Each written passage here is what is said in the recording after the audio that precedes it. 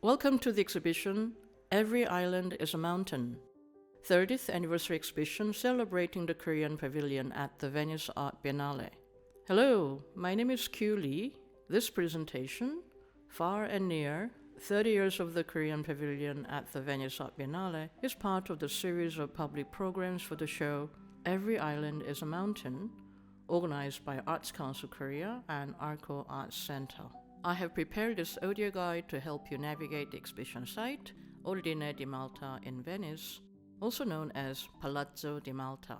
You will also see me conversing with a guest interlocutor, Dr. Aurora Fonda, as we walk through the Palazzo. This show about every island and mountains explores the past, present, and future of the Korean Pavilion, both episodically and holistically. We'll pay close attention to various submerged connections and ecosystems that also support contemporary Korean art, among others. Taking the 30-year history of the pavilion as a lens through which to imagine 30 years from now on as well, we will be looking at the works by 36 artists who have exhibited at the pavilion since 1995. This landmark event at the Ordine di Malta, a world historical shelter at the heart of Venice, is about the archipelagic ecosystem of deep, intricate connections and divergences among beings and things of Korean origin or otherwise. In homage to the prophetic vision of Namjoon Bahc, to whom the Korean Pavilion owes much of its notable existence today, and in tune with the theme at the Biennale this year, Foreigners Everywhere, this show on, quote, every island, unquote, takes us to a world from Korea and outside Korea. The last pavilion, the archival ebook, is available on the website.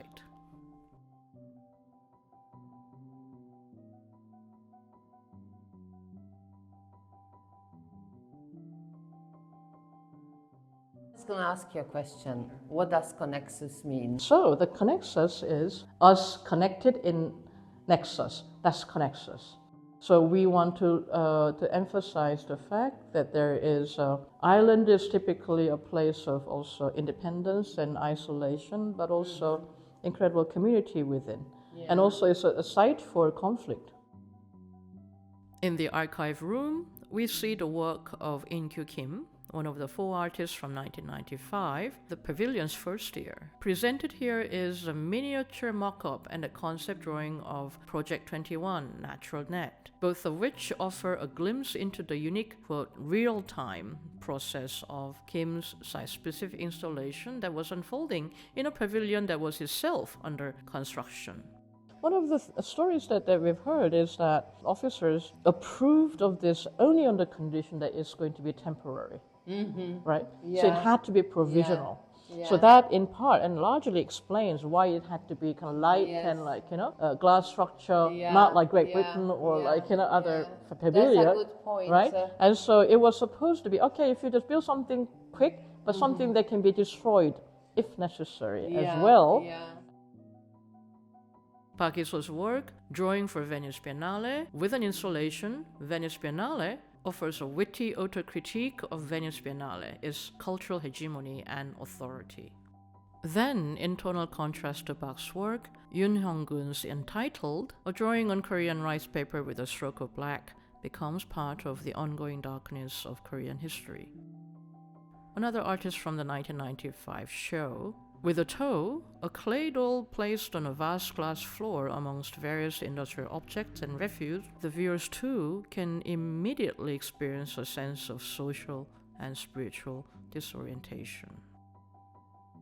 It has been quite an interesting idea to create this peculiar diagram with all the names of the artists, the edition of the biennial. Right. And the dates and the artists who participated.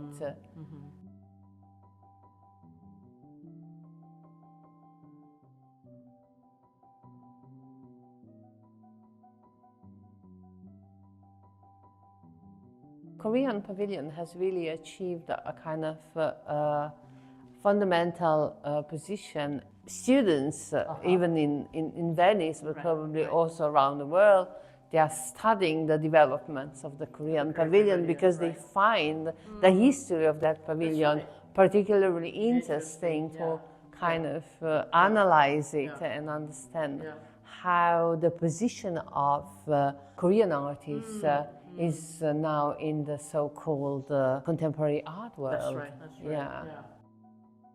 Lastly, the videos from emerging artists Song Hye-no and Park Jong-wan, in which 30 years of the Korean Pavilion are recharted, illustrate resonant interactions between archival records and collective memory.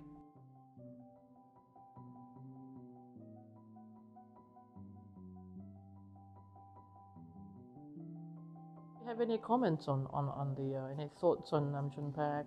I mean, I've seen that pavilion, I have to say. So it was a kind of a really amazing combination because you had the Hans Haacke broken floor in the German when you were entering, and then you had this amazing presence of the so-called video art. And Namjoon Park always had this peculiar way of using the video in combination with objects, and it is the pioneer of the video art, and therefore all the messages that he's managing to transmit are kind of related to also the changes of the society, consumption, images. So yeah, he's a fundamental figure. Generally speaking. So to have such a figure, also in your tradition, I think is extremely important. Well, I mean, we can stand here and we can just see this Excel spreadsheet kind of the information. So this is it, but somehow within this table, right? Of information, like it's this incredible energy all coming from, and how they're connected. So again, like the islands and mountains, not only in reference to the Venice and the whole notion of the archipelago, like how the islands are connected, and also kind of a selection of these artists from ARCO, the commissioner of the whole project. So it's like a concert, the way I think about it, right? The concerted efforts that also honor and respect individual artists' directions and visions and expressiveness at the same time.